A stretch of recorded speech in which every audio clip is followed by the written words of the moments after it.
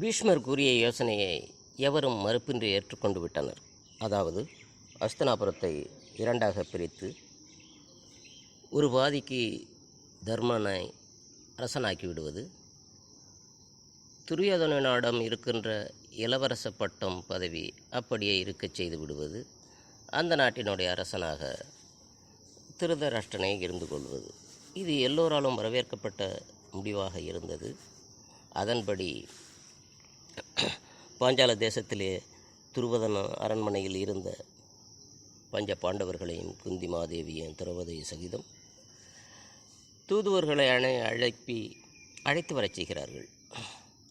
சர்வ மரியாதையோடும் வரவேற்புகள் நடக்கிறது, உபச்சாரணங்கள் செய்யப்படுகின்றன.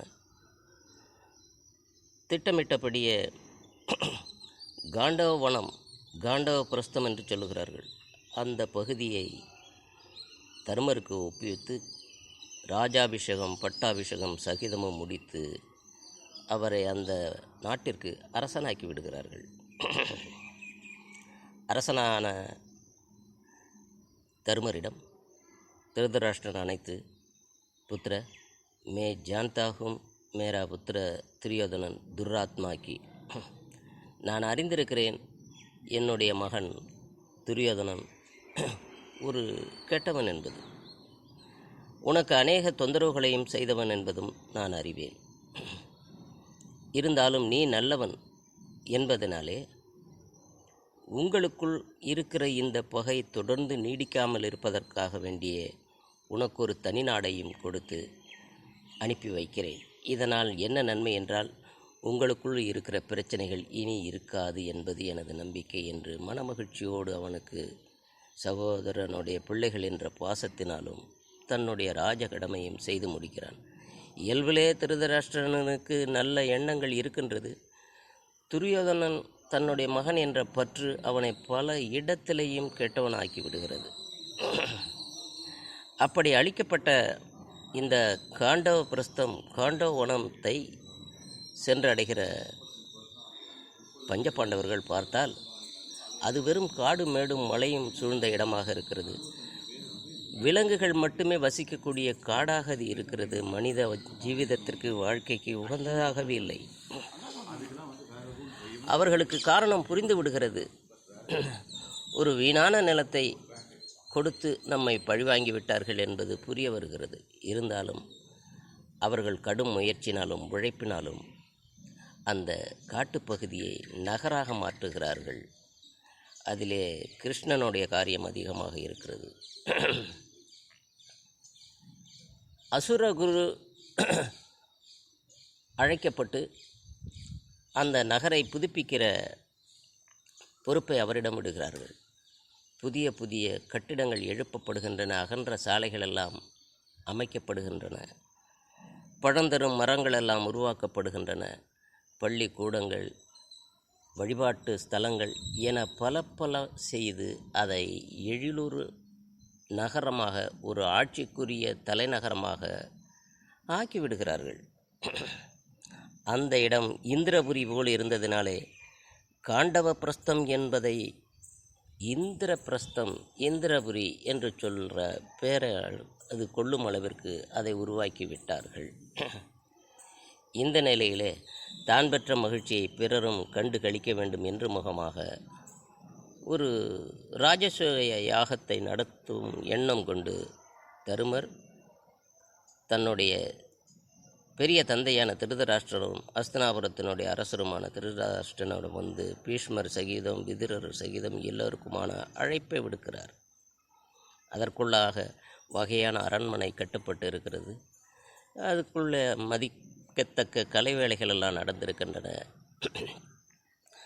அதை காணும் பொருட்டு பக்கத்து நாட்டு அரசர்கள் அத்தனை பேரும் அழைக்கப்பட்டு இருக்கிறார்கள். அந்த வகையிலே துரியோதனன் சகிதம் கர்ணன், சகுனி எல்லோரும் அங்கே வருகை புரிந்திருக்கிறார்கள்.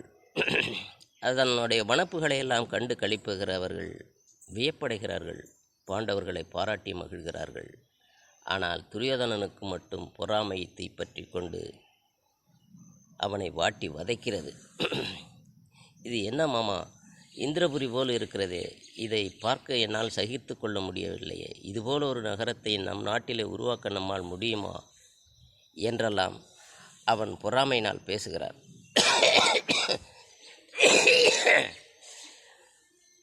துரியோதனனுக்கு கர்ணனும் சகுனியும் சொல்லுகிற சொற்கள் அக்னிமே கீ டால்னைக்கா காம் தரஹ் ரஹாத்தா என்று சொல்லுகிறார்கள். தீயிலே நெய்யை விட்ட கதையாக அது கொழுந்து விட்ட செய்கிறது. ஓரிடத்தில் தரையிலே பளிங்கு கற்களினான வேலை செய்யப்பட்டிருக்கிறது. அது பளபளப்பாக மின்னுவது, ஏதோ தண்ணீர் அங்கே இருப்பது போன்ற ஒரு ஒளி இருக்கிறது.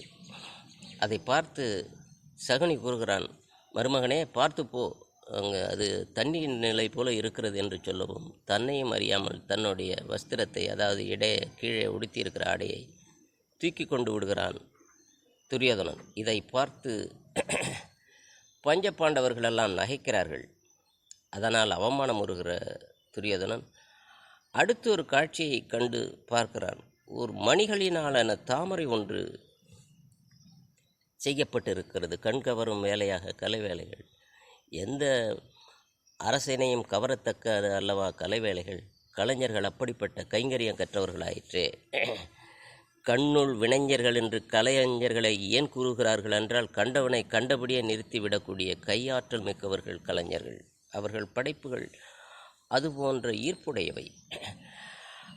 அந்த தாமரையை பார்த்து, அதுவும் இதுபோல தரையிலே செய்யப்பட்ட வேலையாக இருக்கும் என்று தவறுதலாக கால் எடுத்து வைக்கிறான்.